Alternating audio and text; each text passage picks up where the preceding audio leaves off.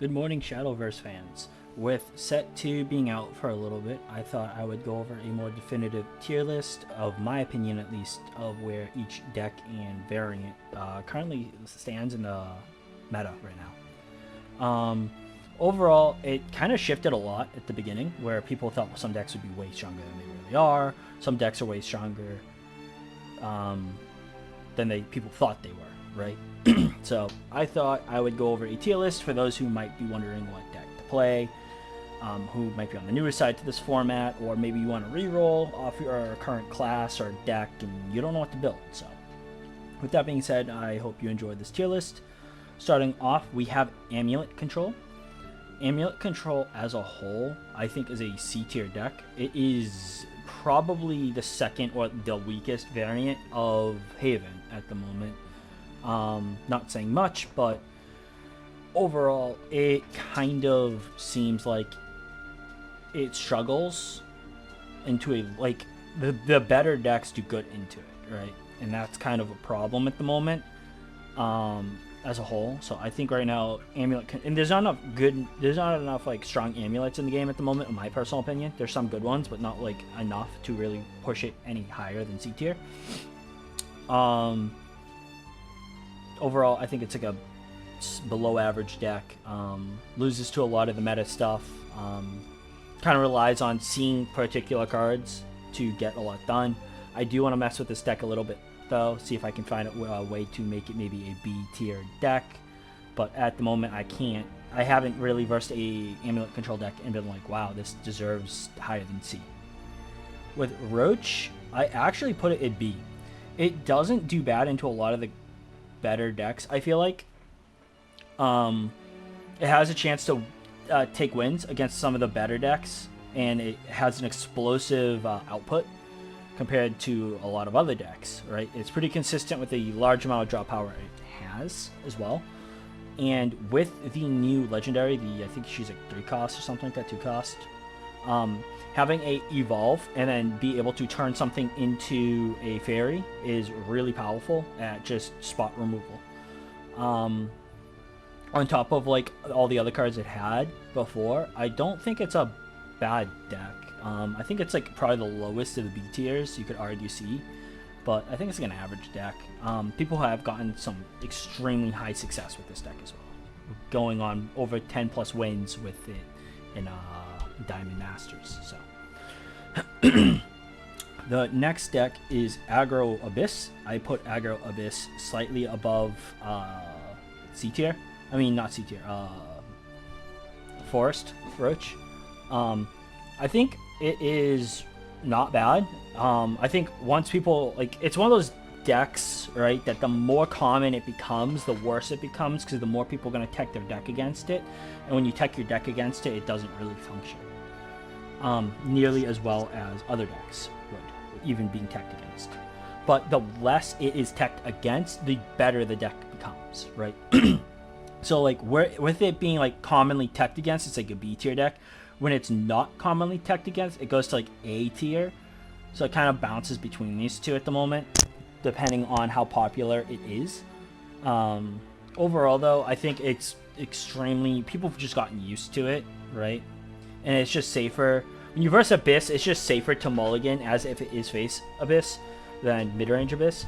So because of that, you just always generally have a not a bad matchup. I think the best part about face Abyss though, and the thing that kind of puts it away from like lower B tier or even C tier, is the fact that it can it has so much burn.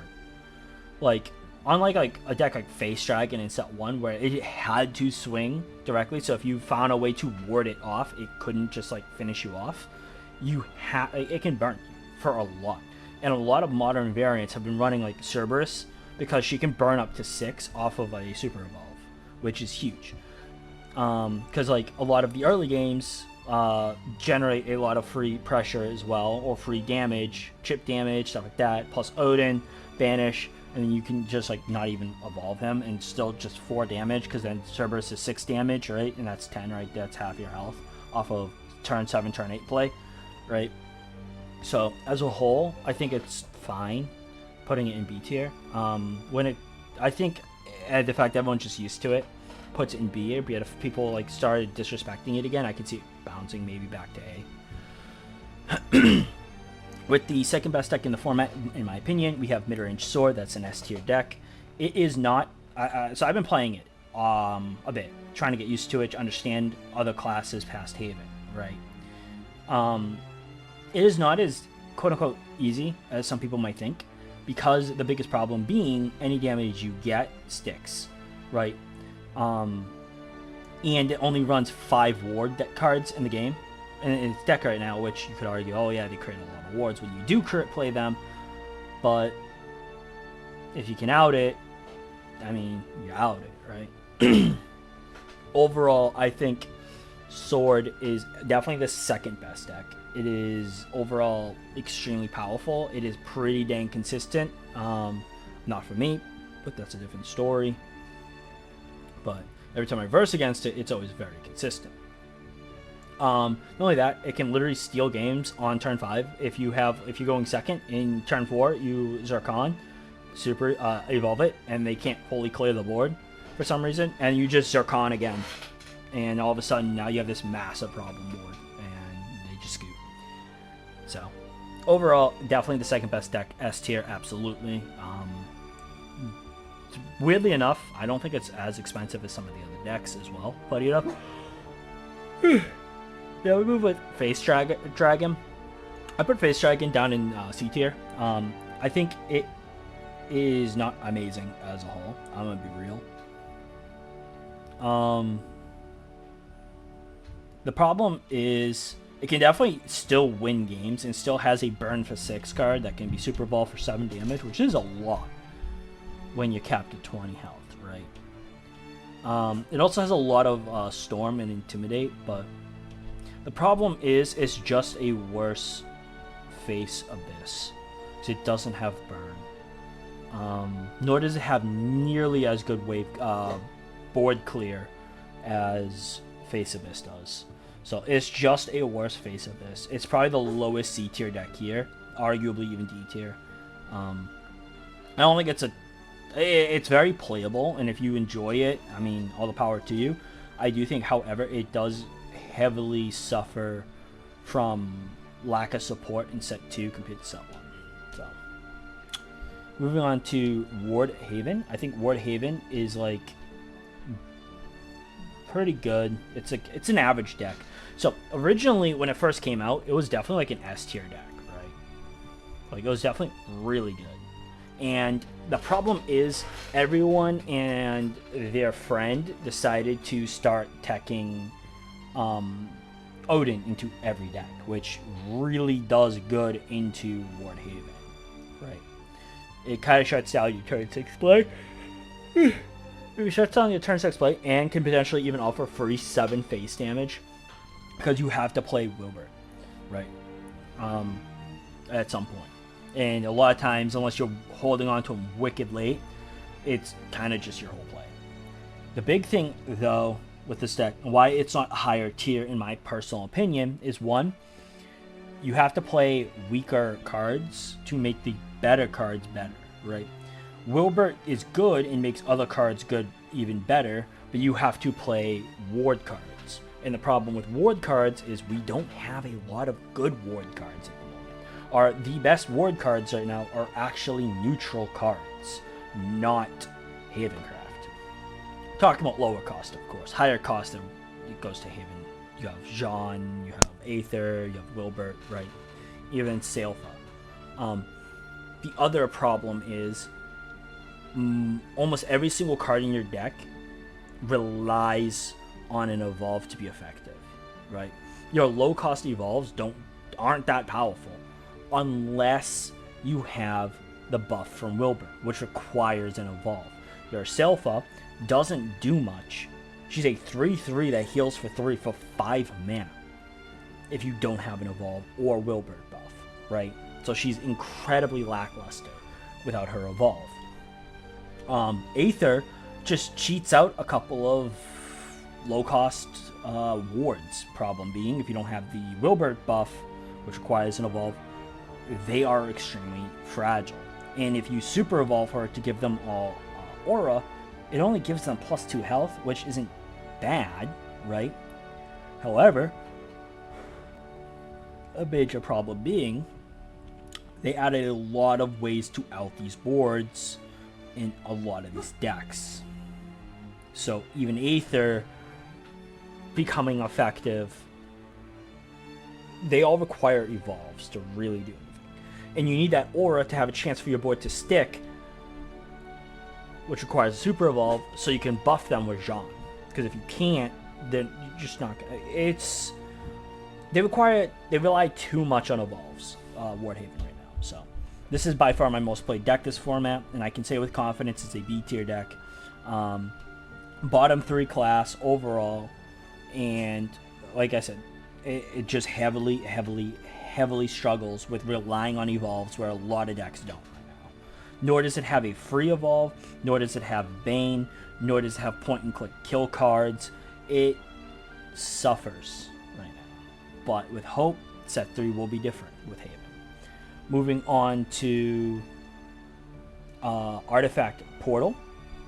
I think Artifact Portal is a solid A tier. I think it is probably the better of the 2 Portal classes. I think Portal as a whole is the middle class, I'll call it, where the top 3, I would say, I don't want to say which ones yet because of later on, but it is the 4th best class in my opinion.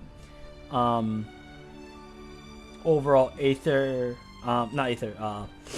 Portal Artifact has a lot going for them. They have a lot of burn, they have healing, they have board clear, I keep calling it wave clear. They have a non-evolved required win con through the Gundam, as people call him. Magna Zero, I think is his actual name. Overall, I do think the deck it's solid. It's a solid A tier.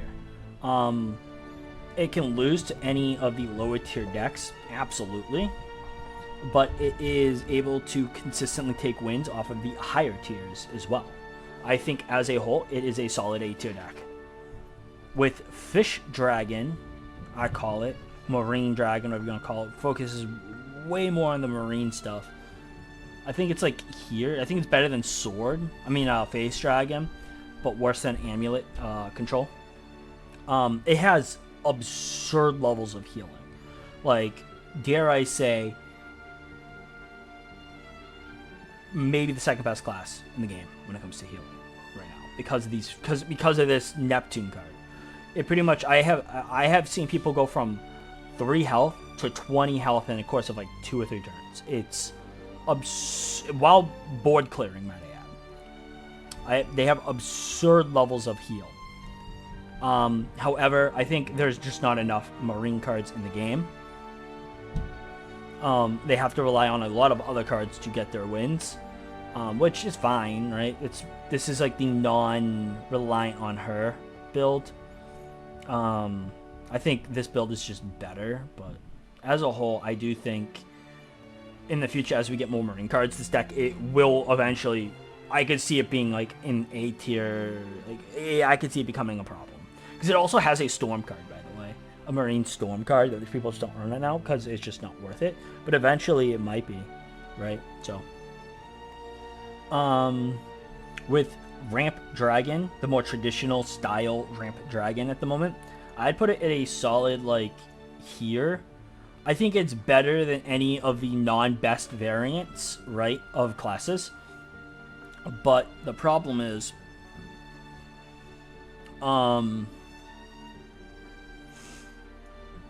it relies really hard on her.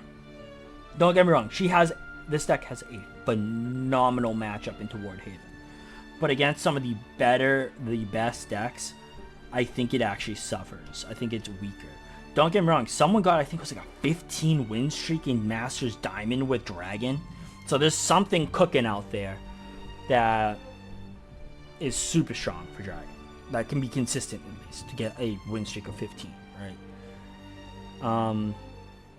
I think it's probably the weakest of the best varianted classes at the moment. That's my opinion. I still think it's perfectly fine. I think you can get... I've seen people in Diamond with this deck, right? So, it's not common. Don't get me wrong. Don't... Like, if you're not getting Diamond with, like... If you're struggling to get Diamond with, like, the bottom 3 classes, which in my opinion are Haven, Forest, and Dragon, don't beat yourself up on it, in my opinion. It's a card game. It's not a game where it's like, oh, hey, it's 100% my fault. Like, sometimes you just get RNG'd. Sometimes your deck just isn't good enough, which you could argue is yourself, your problem, but it's not like you're a bad player because you play Haven and you struggle to get to Diamond, right? Next variant, I think this is probably the worst variant, is Storm Storm Haven, or Face Haven, whatever you want to call it. I think it's better than Dragon Face, but worse than Abyss Face, for going off the Face tier, right? I think Control, you could switch one of these two, I guess, maybe, but the thing is, this card's win con is also in this deck, right? But this deck has better matchups, in my opinion. Because people are used to this deck and know how to verse this deck, if this deck was to ever become better or more popular, they'd just, you know, same thing would happen to it, right?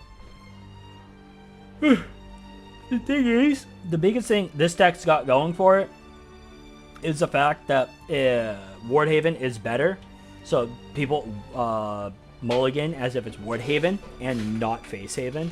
So because of that, you might be able to steal some games, but I don't see yourself climbing very high with Facehaven. Maybe it has a better matchup into Ramp Dragon, though. But definitely has a worse matchup into, like, Roach, right? So, overall, I think it's C tier. I think Control Amulet is better for Haven. For the next deck, we have Puppets, which I put A tier. I think it's worse than Artifact at the moment. However, I do think it is better than, like, the bottom 3 classes, right? It has a lot of Bane, it has a very powerful win condition, which is Orcus. You could even, I've seen people even still running Liam, which can burn for, what is it, like 8 damage off of him, plus set up like 4 wards. So it's like, he's really good. However, wait a second. Sorry, guys. However, the problem is similar towards mid-range mid-range Sword. Any damage done to it sticks, minus like the very few situations where they have a little bit of heal. And they do suffer from the fact that they don't have any incredibly good cards other than medical grade assassin. Early on, you can kind of just, you know, play through the game and not really worry about much. They don't have like a crazy good turn 5 play or turn 6 play like the top contenders do, or like Artifact does. Artifact Portal, I mean, where they can start board clear or burning you or whatever, right? On turn 5, turn 4. This deck doesn't really have that, but it does have a very powerful turn 8, turn 7 if you're going second play. Orcus into Orcus can literally just steal games, and it's just very... Sometimes it's just not a crazy amount you can do to stop it.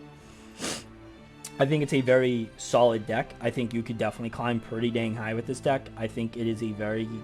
I don't know how consistent it is, because due to the fact of it relying on Orcus as much as it does. But it is a good deck. Now, for the third best deck in my opinion, that would be mid-range or late game or control Abyss.